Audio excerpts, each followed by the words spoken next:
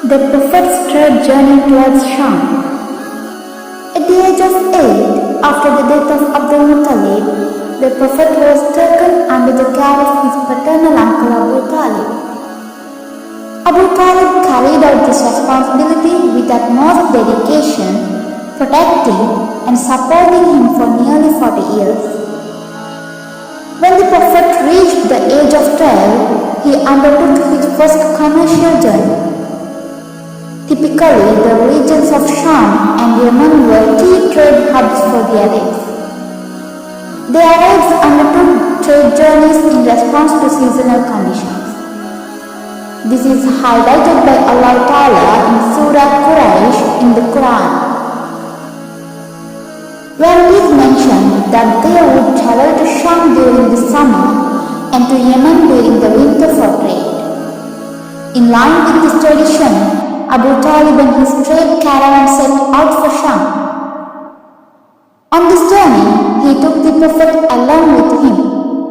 This journey became a significant experience in the life of the Prophet. Abu Talib and his trade caravan arrived at a place called Busra in the land of Shaam.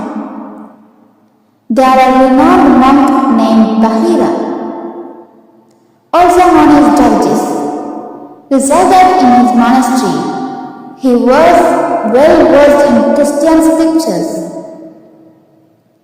Although they had passed through the route many times before, Bahira had never interacted with them or paid any attention to them.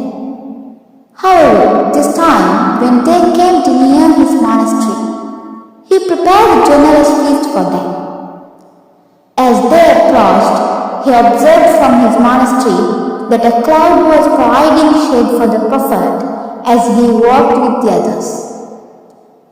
When they stopped under a tree, the cloud moved along with them to shade the tree, and its branches bent down as if to offer shade specifically for the Prophet.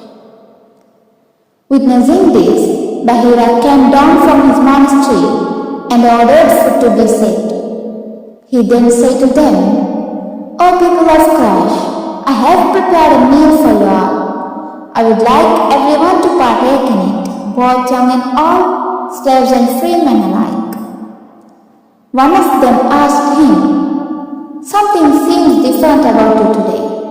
We have passed this way many times before, but you have never done this. What has changed today?" Bahira replied, "What you say is true. However, you are my guest, and I wish to honor you. All of you must join me for this meal." They all gathered around him. Since the Prophet was young, he stayed with the belongings while the others joined the group. When Bahira descended among the people, he could not find the familiar sign he was looking. He said, "O people of Quraysh, none of you should stay away from my meal." They replied, "Bahira, everyone who was supposed to come has arrived. Only one young boy is staying with their belongings. He is the youngest among them." He said, "Do not do that. Bring him here. He joined this meal with you all." Then they brought him, and Bahira made him sit with others. Bahira looked at him closely and noticed certain marks on his body. After the people finished the meal and left, Bahira approached him and asked him several questions. The Prophet answered him, and Bahira found the responses matched the signs he knew. Then he looked at his back and saw the seal of prophethood between his shoulders. He took the Prophet's hands and said, "This is the leader of all worlds, the messenger of the Lord of all worlds. Allah has sent him as a mercy to the world." The elders of the Quraysh asked, "How do you know this?"